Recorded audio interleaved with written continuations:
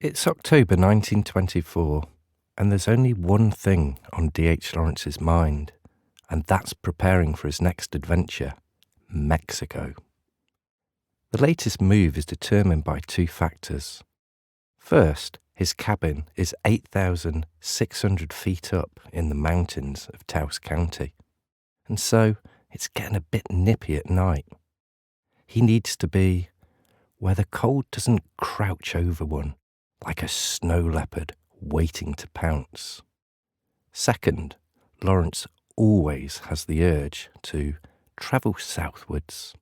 He's a sun bunny at heart. Lawrence is usually scathing about a place before he leaves, as this helps justify the latest move. But this time, he's more contemplative. Frida is washing in the porch. Brett is probably stalking a rabbit with a .22 gun.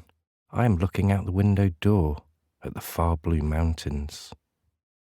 But Lawrence is like a method writer, and so the only way he can finish off the Plumed Serpent is to return to Mexico, where his latest novel is set.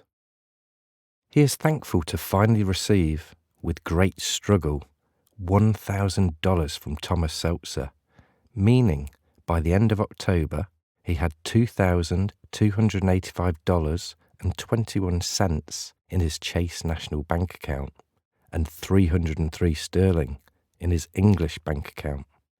But he has little sympathy for his courageous publisher, instead sniping, "He did bring it on himself, trying to be a big publisher when God cut him out to be a little one, if not tiny." Money is not something to be stored and accrue interest. It is a means to support friends and family, and so Lawrence offers to help his sister Peg with her education. "Send a little plan of the future, what you will require for the next 3 years or so, and we'll fix it." Likewise, his mother-in-law has sent a blanket and £10 for wood, so she can keep nice and warm. There's lots of arguments with his former agent, Robert Mountseer, about an unpaid commission, which left both riling.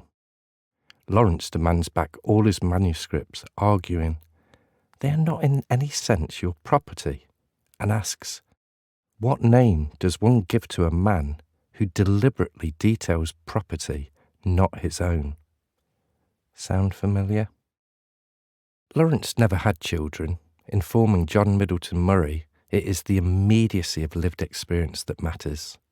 I am not for postponing to the next generation. But Frida did have children, and getting back to see them caused tension throughout their relationship.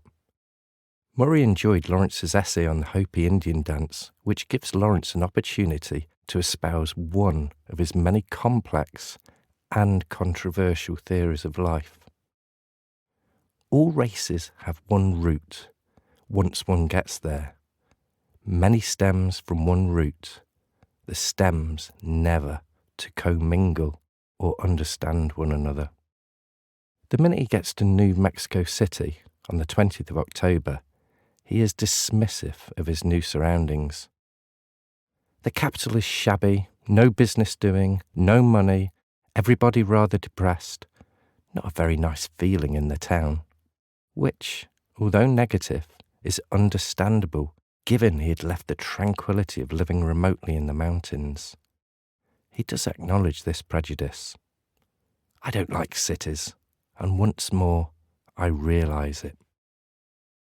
Cities are places to socialise, and so he hooks up once more with the Aztec anthropologist Zelia Nuttall, author of Principles of Old and New World Civilizations, which would be source material for the Plumed Serpent. Booze is one way of dealing with the pressures of city life, and so he drank absinthe, gin, booly, chablis, bone, port, and whiskey from beginning to end of an evening, and was not comforted. The whole darn door, drunk,